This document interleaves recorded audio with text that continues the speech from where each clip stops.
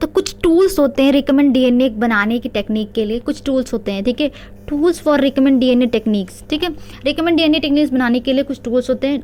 Now we know the discussing the genetic material और recommend DNA technique only if they have a key tools, restriction enzyme, polymerase enzyme, ligase, vector and the host organism. ये सारे tools हैं जिससे हमारा recommend DNA techniques होता है, ठीक है.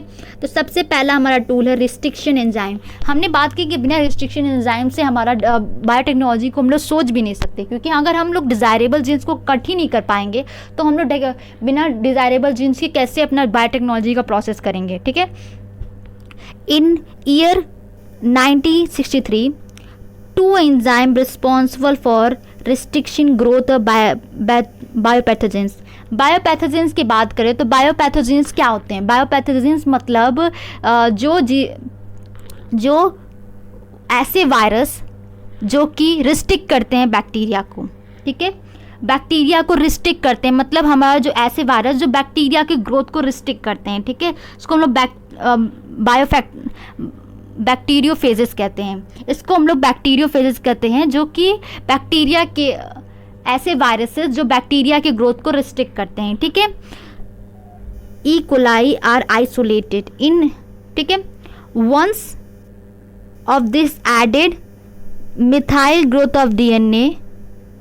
तो मिथाइल और ग्रोथ ऑफ डीएनए की बात करें तो मिथाइल ग्रोथ ऑफ डीएनए, अगर हम लोग बात करो कि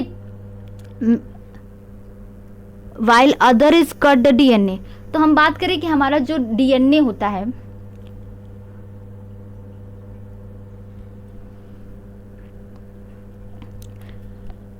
रिस्ट्रिक्शन इंडोन्यूक्लियसेस, हमारे पास इसको हम लोग कहते हैं restriction इंडोन्यूक्लियसेस.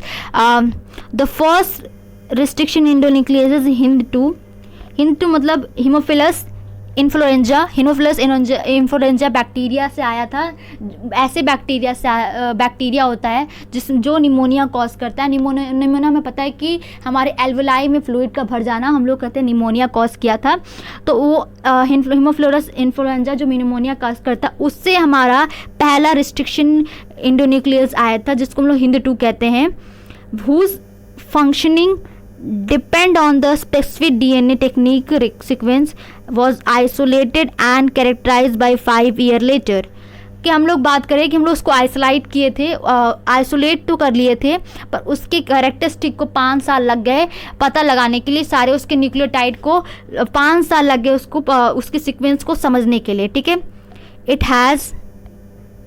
It was found that HindII always cut the DNA molecule at a particular point by recognizing the specific sequence of 6 base pair.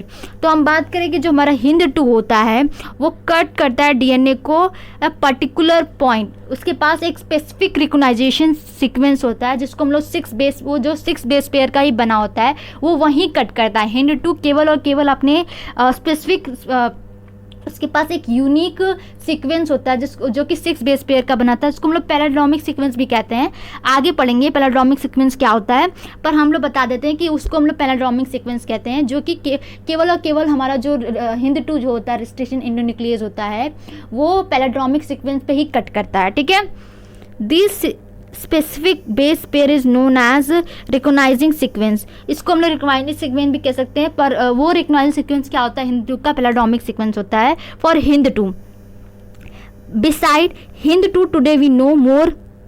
Beside HindII के अलावा आज के डेट में we know more than 900 restriction enzyme that we are isolated from the 230 strain of bacteria. तो हम लोग कह रहे हैं कि HindII तो पहला हमारा इंडोन्यूक्लियस रिस्ट्रिक्शन एंजाइम था. तो उसके बाद आज के डेट में हम 900 से ज़्यादा रिस्ट्रिक्शन एंजाइम जो कि हम लोग कहाँ से निकाले हैं, 230 स्ट्रेन ऑफ बैक्टीरिया से निकाल लिए हैं, जो कि डिफरेंट रिकॉग्नाइजिंग साइट से डिफरेंट रिकॉग्नाइजिंग से कट करता है. Each of which recognise different recognising sequence. सबके अलग अलग रिकॉग्नाइजिंग सीक्वेंस होते हैं, ठीक है. The name of enzyme is the first letter is name of come from the genus. हमारा जो रिस्ट्रिक्शन एंजाइम का जो नेम होता है वो कैसे होता है, देखो नेम क्या क्या क्या बताता है। पहला नेम जो होता है, फर्स्ट नेम जो होता है उसके जीनस के बारे में बताता है। एंड सेकेंड नेम और सेकेंड लेटर, हमारा जो सेकेंड लेटर होता है वो स्पीसीज के बारे में बताता है ऑफ द प्रोकैरियोटिक सेल।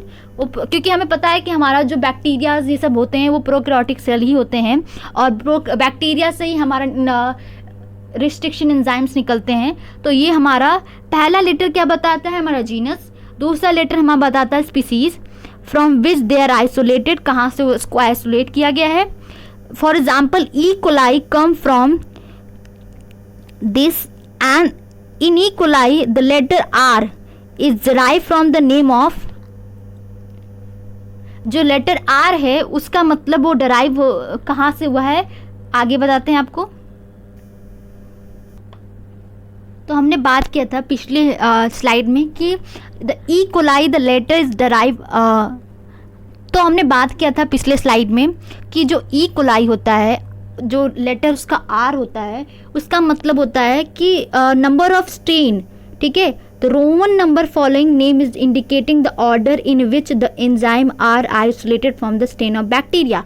और उसका जो रोमन नंबर होता है, जो आर होता है, वो मतलब होता है कि उसका नेम वो कौन से स्ट्रेन से, ठीक है। और जो रोमन नंबर होता है वो इंडिकेट करता है कि जो एंजाइम आइसोलेट होता है वो किस स्ट्रेन ऑफ बैक्टीरिया से आइसोलेट हुआ है, ठीक है। वो रो नंबर इंडिकेट करता है।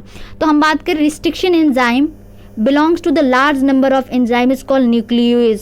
जो हमारा रिस्ट्रिक्शन एंजाइम होता है वो बिलोंग करता है वो बहुत लार्ज नंबर ऑफ एंजाइम के क्लास से, तो वो हम लोग कहते हैं इसको न्यूक्लियस। न्यूक्लियस क्या होता है, मतलब आरएनए और डीएनए, ठीक है, आरएनए और DNA.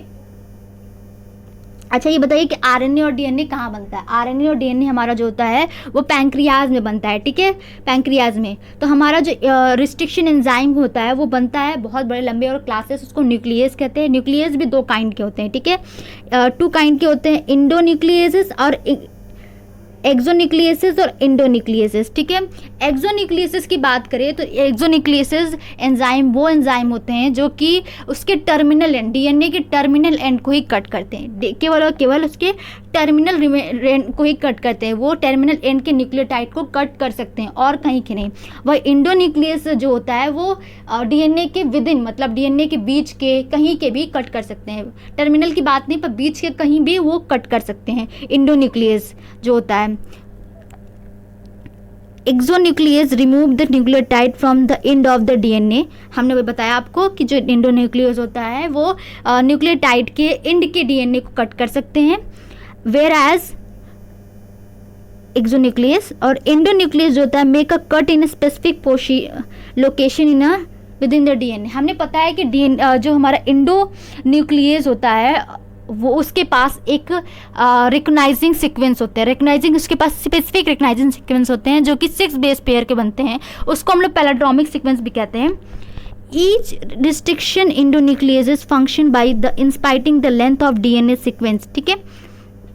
Once it find the specific recognized sequence, it will bind the DNA and cut each two strand into double helical at a specific location in their sugar phosphate bond, ठीक है। हमें पता है कि जो हमारा restriction enzyme होता है वो किसको कट करता है, वो फॉस्फोडाइएस्टर लिंकेज को ही कट करता है, ठीक है। वो हमें पता है कि हमारा जो रिस्ट्रिक्शन इंडोन्यूक्लियस होता है उसके पास एक स्पेसिफिक रिकग्नाइजिंग सीक्वेंस होता है। अगर वो उसका स्पेसिफिक रिकग्नाइजिंग सीक्वेंस उसको मिल जाता है तो वो वहाँ पे बाइंड हो जाता है। बाइंड होने के बाद वो वहाँ पे कट कर देता है और टू डबल हेलिकल पॉइंट पे वो कट करता है, जहाँ पे मतलब शुगर फॉस्फेट बॉन्ड होता है, ठीक है, वहाँ कट कर देता है। तो वो each restriction endonuclease recognising is a specific palindromic nucleotide sequence in DNA. हमें पता है कि जो हमारा रिस्ट्रिक्शन इंडोन्यूक्लियस होता है वो रिकॉग्नाइज करता है स्पेसिफिक पैलाड्रोमिक सीक्वेंस। उसके पास हर इंडोन्यूक्लियस के पास स्पेसिफिक रिकॉग्नाइजिंग पैलाड्रोमिक सीक्वेंस होता है, वो वहीं पे बाइंड होगा और वहीं पे कट करेगा, ठीक है। तो चलिए आगे देखते हैं।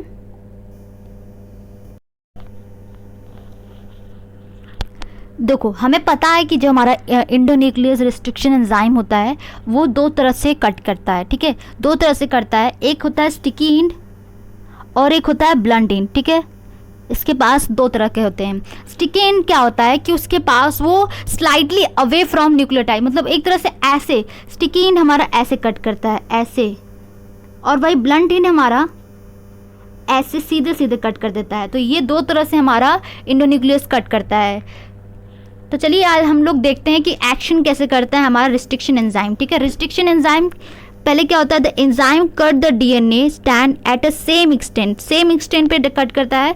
इक्वलाई cut the DNA specific in A and G only where the sequence is to be represented. देखो ये हमारा हो गया पैलिड्रोमिक सीक्वेंस, ये इसको उसने रिकॉग्नाइज किया। देखो ये जो हमारा इको आर, ये हमारा जो है ये हमारा पैलिड्रोमिक सीक्वेंस है, इसने रिकॉग्नाइज किया, इको R1 ने इसको रिकॉग्नाइज किया, ठीक है, रिकॉग्नाइज किया, ये पैलिड्रोमिक सीक्वेंस को रिकॉग्नाइज किया और इसने यहाँ पे कट, ये बाइंड हो गया, ये इंडोन्यूक्लियस बाइंड हो गया। हमारा वेक्टर डीएनए ये है और ये हमारा फॉरेनर डीएनए, ठीक है। तो वेक्टर डीएनए जो है और जो फॉरेन डीएनए है सेम रिस्ट्रिक्शन एंजाइम से कट करेगा तभी रिकमेंड डीएनए बनेगा। हमने बात की जो स्टिकी एंड होता है वो ऐसे कट करता है। अगर हम दो डिफरेंट रिस्ट्रिक्शन एंजाइम से इस फॉरेनर डीएनए और रिकमेंड डीएनए को बनाएंगे तो दो अलग अलग स्टिकी एंड बनेंगे, ठीक है। इसका स्टिकी एंड अलग बनेगा, इसका स्टिकी एंड अलग बनेगा। अगर दोनों का स्टिकी एंड अलग बनेगा तो दोनों एक दूसरे से डीएनए लाइगेज से जुड़ नहीं सकते, ठीक है। अगर इसका स्टिकी एंड अलग बनेगा और इसका अलग तो डीएनए उसको बाइंड नहीं कर पाएगा। इसीलिए हमें सेम रिस्ट्रिक्शन एंजाइम्स को दोनों से कट करना होता है तभी रिकमेंड डीएनए हमारा बन सकता है, ठीक है। तो यहाँ पे हमारा दो अलग अलग स्टिकीन बन एक ही से कट के तो एक जैसा स्टिकीन बना है और इसको हम लोग ज्वाइन कर देंगे डीएनए लाइगेज से, ठीक है। डीएनए लाइगेज से हमने ज्वाइन किया तो ये हमारा रिकमेंड डीएनए बन गया। तो ऐसे हमारा पहले हमारा देखो वेक्टर डीएनए था और फॉरेनर डीएनए था, उसने दोनों ने सेम इक्वल R1 से कट किया, दो स्टिकीन बना, फिर वो दोनों स्टिकीन ज्वाइंट हो गया डीएनए लाइगेज से और ये हमारा रिकमेंड डीएनए बन गया। तो ये हमारा ऐसे हमारा रिकमेंड डीएनए बन जाता है। हमने पहले ही बताया कि रिकमेंड डीएनए कैसे बनता है। तो हमारा जो मॉलिक्यूलर सीजर था, अगर दोनों सेम से कट करेंगे, ये बहुत इंपॉर्टेंट है, सेम से कटिंग करेंगे तभी हमारा रिकमेंड डीएनए बनेगा, क्योंकि अगर दोनों अलग अलग से कट करेंगे तो दो अलग स्टिकीन बनेगा, जिसकी वजह से हमारा रिकमेंड डीएनए जो डीएनए लाइगेज से उसको बाइंड नहीं कर सकता, क्योंकि स्टिकी एंड सेम होना चाहिए तभी हमारा डीएनए लाइगेज को ज्वाइन कर पाएगा, ठीक है। तो नहीं तो हमारा रिकमेंड डीएनए नहीं बन पाएगा। देखो अब हम बात करते हैं कि हमने ये तो पढ़ लिया कि रेस्ट्रिक्शन इंडोन्यूक्लियस के यूज़ से हम लोग कैसे रिकमेंड डीएनए बना लेते हैं, ठीक है। तो देखिए आगे बात करते हैं कि हम लोग बहुत पैलिड्रोमिक सीक्वेंस के बारे में बात करें। तो पैलिड्रोमिक सीक्वेंस होता क्या है? Do you know what is the palindromic sequence? Palindromic sequence क्या होता है हमें जानना पड़ेगा ना। This a group of letter that had same word when read both forward and backward. देखो क्या होता है कि एक ऐसा ग्रुप ऑफ वर्ड है जिसको हम लोग आगे से वर्ड रीड करें या पीछे से रीड करें, दोनों के दोनों सेम ही रहेंगे। मतलब अगर हम लोग इधर से रीड करेंगे तो ना ही कुछ वर्ड चेंज होगा और इधर से रीड करेंगे ना वो वर्ड चेंज होगा। तो मलयालम की बात करें तो मलयालम को हम लोग ऐसे रीड करें या फिर ऐसे फॉरवर्ड रीड करें और बैकवर्ड रीड करें, दोनों की तरफ से ही हम मलयालम ही पढ़ सकते हैं। तो ऐसे ही सीक्वेंस को हम लोग पैलिड्रोमिक सीक्वेंस कहते हैं। और पैलिड्रोमिक सीक्वेंस जो होता है वो 6 बेस पेयर का होता है और सब इंडोन्यूक्लियस के अलग अलग पैलिड्रोमिक सीक्वेंस होते हैं, ठीक है। और अलग अलग पैलिड्रोमिक सीक्वेंस पे ही बाइंड होता है और वहां से कट करता है। तो ये हमारा पैलिड्रोमिक सीक्वेंस हो गया। As a word palindromic there is a same word as a both direction, ठीक है। हमने बात किया कि एक वर्ड ऐसा सीक्वेंस जिसमें उसको ऐसे रीड करे, फॉरवर्ड रीड करे या बैकवर्ड रीड करे, दोनों का सेंस सेम आए, उसको हम लोग कहते हैं पैलिड्रोमिक सीक्वेंस, ठीक है। The palindromic in DNA sequence of a base pair read as a same in both strand when orientation. हमने बात की कि हम लोग 3 प्राइम से 5 प्राइम पढ़े या 5 प्राइम से 3 प्राइम पढ़े, ये हमारा जो सीक्वेंस का पैलिड्रोमिक का सीक्वेंस का सेंस जो होगा वो चेंज नहीं होगा। ऐसे ही सीक्वेंस को हम लोग कहते हैं पैलिड्रोमिक सीक्वेंस। और सब सब रिस्ट्रिक्शन एंजाइम का पैराड्रोमिक सीक्वेंस जो होता है वो चेंज अलग अलग होता है, तो और अलग अलग होने के बाद ही स्पेसिफिक होता है जिससे वो बाइंड होता है और वहाँ पे वो कट करता है। देखो हमने बात की पैराड्रोमिक सीक्वेंस में क्या होता है कि अगर हम लोग कोई बेस पेयर है, सेम बेस पेयर है, हमें पता है कि पैराड्रोमिक से बेस पेयर जो होता है वो 6 बेस पेयर का होता है, तो अगर हम उसको 3 प्राइम से या फिर 3 प्राइम से 5 प्राइम या 5 प्राइम से 3 प्राइम देखें तो दोनों का सेंस चेंज नहीं होगा, उसके उस बेस पेयर का जो कोड करेगा वो सेम ही रहेगा, तो उसको ऐसे ही सीक्वेंस को हम लोग पैराड्रोमिक सीक्वेंस कहते हैं। ठीक है, keep read in a same. ठीक है, फॉर एग्जाम्पल इसका एग्जाम्पल देते हैं, following sequence read in same both direction 3 prime direction 5 prime to 3 prime direction and this is also true if the 3 prime to 5 direction. देखो यही हमारा है, यही हमारा पैराड्रोमिक सीक्वेंस है। देखो ये 5 प्राइम की बात करें तो 5 प्राइम से लेके 3 प्राइम से हमारा GAATTC ये 5 प्राइम से पढ़े और तो सेम था, और वही हम लोग 3 प्राइम से 5 प्राइम भी ये सेम है। ठीक है, तो इसी सीक्वेंस को हम लोग पैराड्रोमिक सीक्वेंस कहते हैं। ठीक है, पैराड्रोमिक सीक्वेंस कहते हैं। यही सीक्वेंस इंडोन्यूक्लियोसिस का स्पेसिफिक सीक्वेंस होता है, इसको रिकग्नाइजिंग सीक्वेंस भी कहते हैं। ठीक है, the restriction enzyme cut the DNA a little away from the center of the palindromic sequence। हमने बताया कि जो हमारा जो पैराड्रोमिक सीक्वेंस होता है उसमें स्टिकी एंड बनते हैं। हमारे स्टिकी एंड ऐसे बनते हैं, जैसे मान लो कि ये G और यहाँ ऐसे, तो हमारा वो सेंटर से अवे कट करता है। ठीक है, सेंटर से अवे कट करता है, but between the same two base pair opposite to stand. देखो सेम होता है, उस पैराड्रोमिक सीक्वेंस ऐसे ही कट करता है, हमारा जो सेंटर से अवे करता है। This leave the single stand portion at the end, वो सिंगल स्टैंड पोर्शन इन स्टिकी बना लेता है, जिससे हम लोग यहाँ जोड़ सकते हैं, कुछ भी जोड़ सकते हैं, और यहाँ भी कुछ भी जोड़ सकते हैं। ठीक है, ये ऐसे करके कुछ भी जोड़ सकते हैं, तो ये हमारा ऐसे ब्लंट इन नहीं बनाता, ये हमारा स्टिकी इन बनाता है जिसके सेंटर से अवे कट करता है। ठीक है, स्टिकी इन बनाता है। There are the hanging stretch called sticky end. हमने बताया कि ये स्टिकी इन बनाता है ऑन ईच स्टैंड में स्टिकी इन बनाता है। There are the named, there are the names, so because they form a hydrogen bond there are complementary out to counterpart। हमारा जो हैंगिंग पार्ट जो होता है, कौन हमारा हैंग करता है, वो हमारा हाइड्रोजन जो होता है कॉम्प्लीमेंट्री बनाता है एक दूसरे से, तो वो टूट गया रहता है, जिसकी वजह से वो हैंग करता रहता है। हमारा फॉस्फोडाइस्टर बॉन्ड जो होता है वो टूट गया होता है, जिससे हमारा हाइड्रोजन बॉन्ड जो होता है वो हैंग किया रहता है। This thickness of the in facilitate the action of the DNA ligase. यही स्टिकीनेस हमारा जो होता है, जो स्टिकी इन बनाता है, वो DNA लाइगेज को जब DNA लाइगेज यूज़ करते हैं तो वही स्टिकी इन को वो जोड़ देता है और हमारा रिकमेंड DNA बना लेता है। The restriction endonucleases are used in a genetic engineering to forming the recombinant molecule of the DNA।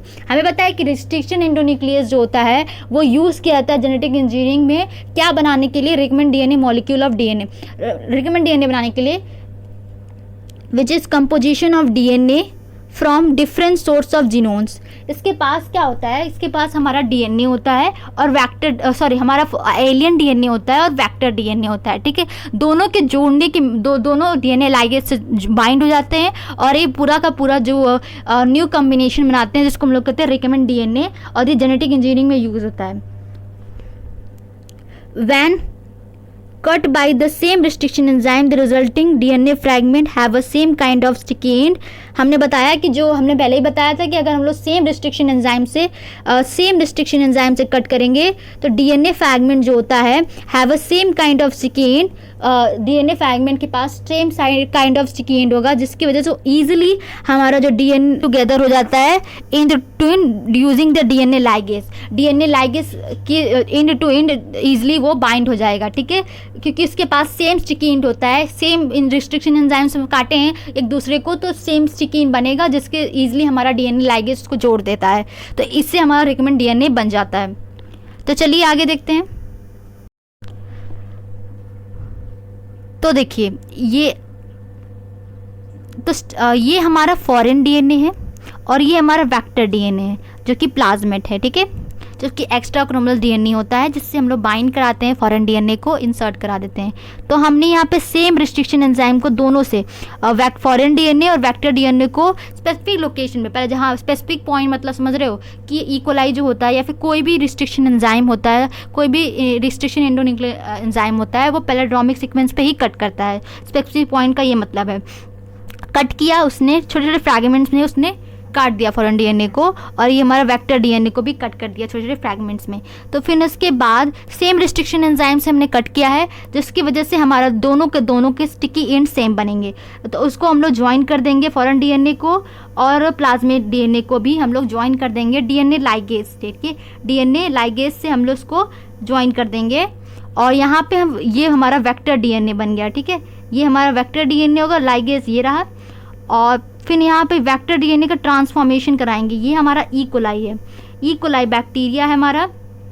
E coli bacteria में हमने जो ये वेक्टर डीएनए था, वेक्टर डीएनए को होस्ट ऑर्गेनिज्म में डाल दिया। ये हमारा जो ई कोलाई है यहाँ पे होस्ट ऑर्गेनिज्म है, जिसमें हमने डाला। इस प्रोसेस को हम लोग ट्रांसफॉर्मेशन कराते हैं। ट्रांसफॉर्मेशन में हुआ क्या कि हमारा जो इसमें रेप्लिकेशन हुआ, इस सेल में इसने हमें इंसर्ट करवा दिया था, हमने इंसर्ट करवाया क्या था, हमने वेक्टर डीएनए को डाल दिया था, सॉरी रिकमेंड डीएनए को डाल दिया था, ये हमारा रिकमेंड डीएनए था, उसमें हम लोग ट्रांसफॉर्मेशन करवाया और उसने होस्ट ऑर्गेनिज्म में डाल दिया। होस्ट ऑर्गेनिज्म से उस हमने रेप्लिकेशन हुआ। तो रेप्लिकेशन में ढेर सारे जब हमारा इस होस्ट ऑर्गेनिज्म का रेप्लिकेशन हुआ, होस्ट का रेप्लिकेशन हुआ, तो उसमें हमारा जो डीएनए था, रिकमेंड डीएनए का भी रेप्लिकेशन करवाया। रेप्लिकेशन होने की प्रोसेस को हम लोग क्लोनिंग कहेंगे, ठीक है। ढेर सारी क्लोनिंग हो गई कि ऐसे रेप्लिकेशन से हमारा क्लोनिंग हो गया, तो यहाँ पे ये डिवाइड हुआ, ठीक है, क्योंकि हमें पता है कि वो ढेर सारे क्लोन में चेंज होना है, क्योंकि हमें पता है कि हमारा जो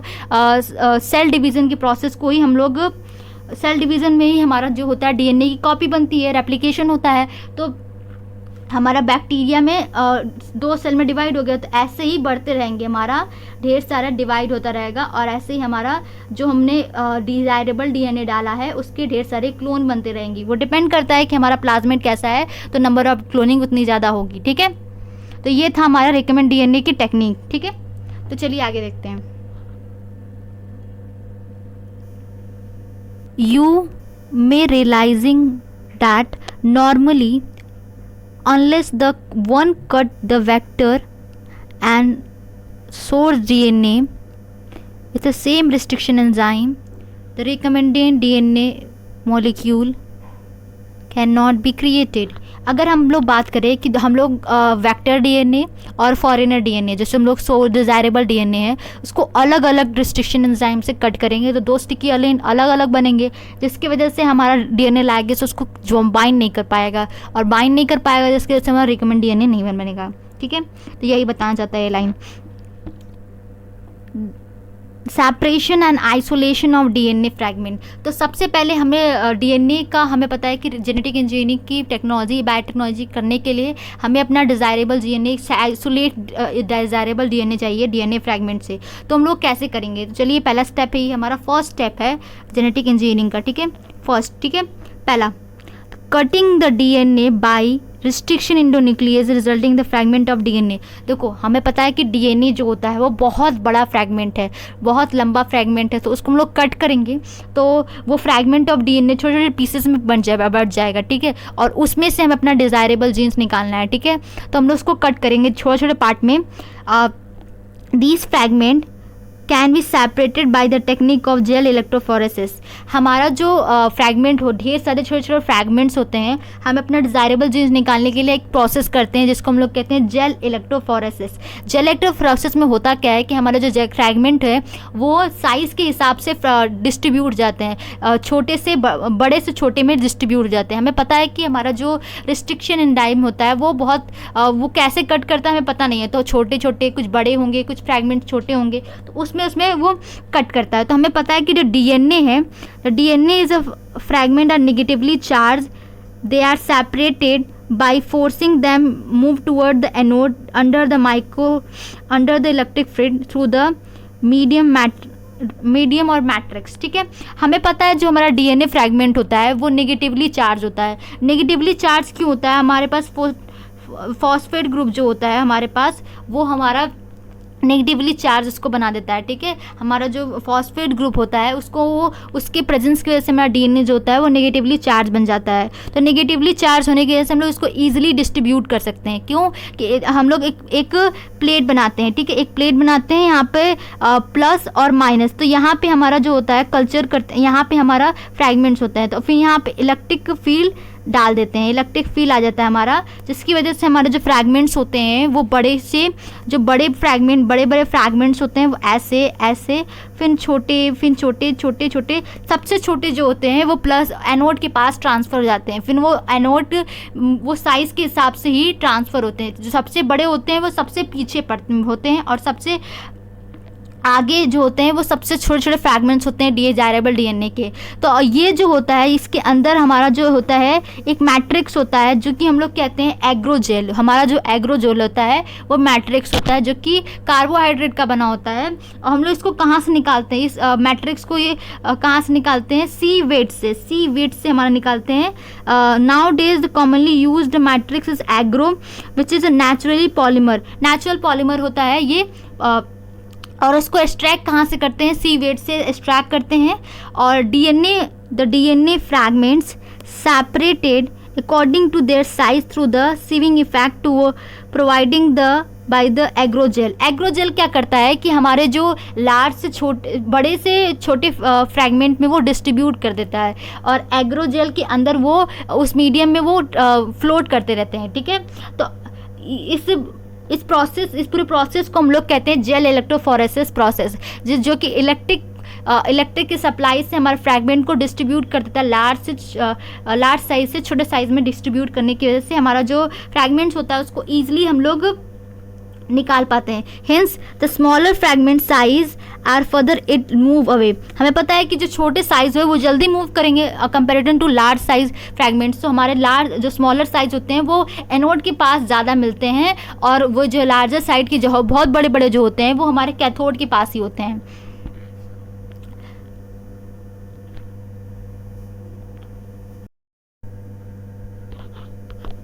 देखो ये हमारा जेल इलेक्ट्रोफोरेसिस है, एग्रोजेल इलेक्ट्रोफोरेसिस, जो कि माइग्रेट करता है डीएनए फ्रैगमेंट को लार्ज साइज से स्मॉल साइज से, ठीक है। ये हमारा डीएनए फ्रैगमेंट्स है, ठीक है, ये हम लोग को मूव करता है। यहाँ पे हम लोग इलेक्ट्रिक फील्ड सप्लाई कर देते हैं,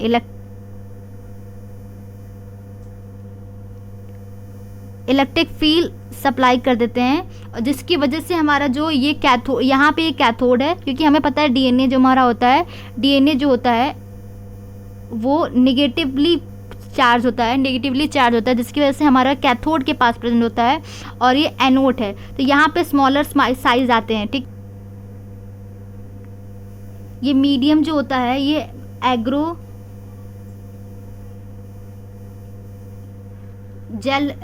एग्रोजेल है, और इसी में हमारा जो डीएनए फ्रैगमेंट है वो फ्लोट करते रहते हैं, ठीक है। और ये हमारा जो है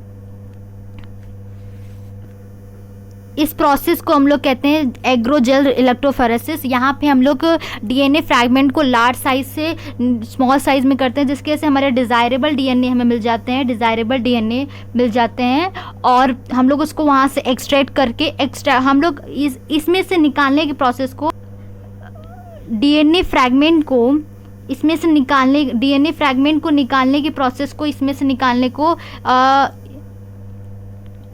इल्यूशन कहते हैं। इल्यूशन की प्रोसेस से हम अपने डीएनए जो एग्रोजेल में जो फ्रैगमेंट्स होते हैं उसमें से निकाल लेते हैं और उसको स्टेन करते हैं। स्टेनिंग के बाद ही में उसको दिखता है। तो स्टेनिंग कौन से करते हैं, चलिए आगे देखते हैं।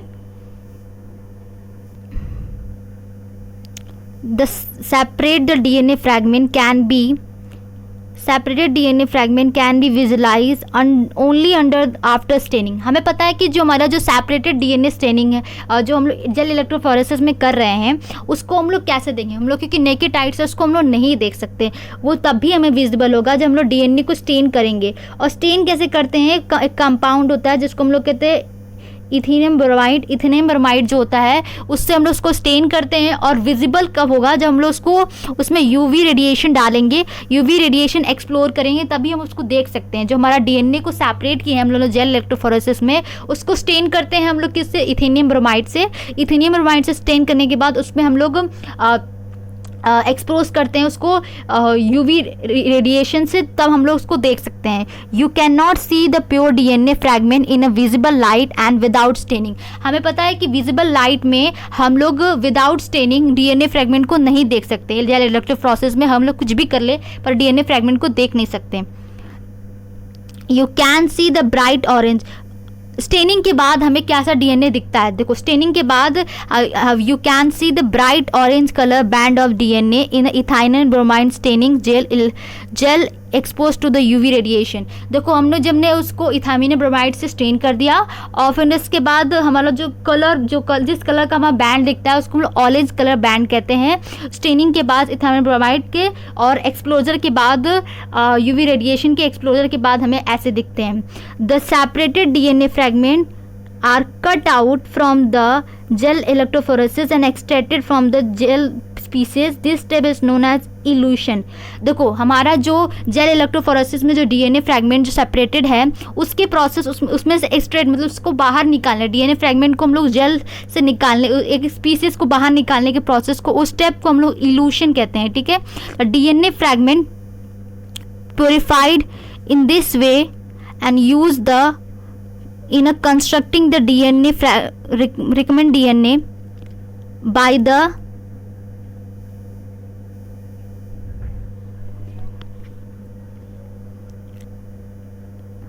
recombinant DNA by the joining them the cloning vector. तो हमें पता है कि जो हमारा रिकमेंड डीएनए है उसमें से हमने निकाला, एक छोटे से फ्रैगमेंट को निकाला, अपना डिजायरेबल डीएनए में मिल गया, वो बहुत प्योर फॉर्म में मिला है. ठीक है. उस पर्टिकुलर को निकालेंगे फिर उसको यूज़ करेंगे कंस्ट्रक्टिंग करने के लिए, रिकमेंड डीएनए को कंस्ट्रक्ट करने के लिए और फिर उसको क्लोनिंग वैक्टर के लिए उसके क्लोनिंग वैक्टर में यूज़ करेंगे. तो ये था हमारा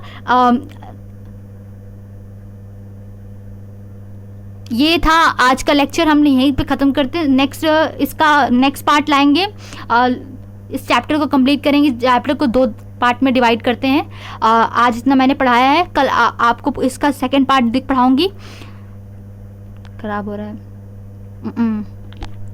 तो यहाँ तक हमने पढ़ लिया. इसके बाद क्लोनिंग फैक्टर से हम कल पढ़ेंगे और इसका नेक्स्ट पार्ट में पढ़ेंगे जो बचे हुए चैप्टर्स हैं. अगर आपको आज का लेक्चर पसंद आया हो तो प्लीज़ इसे शेयर करिएगा अपने दोस्तों के साथ और मेरे चैनल को सब्सक्राइब करके जाइएगा. Thank you so much. पढ़ते रहिए.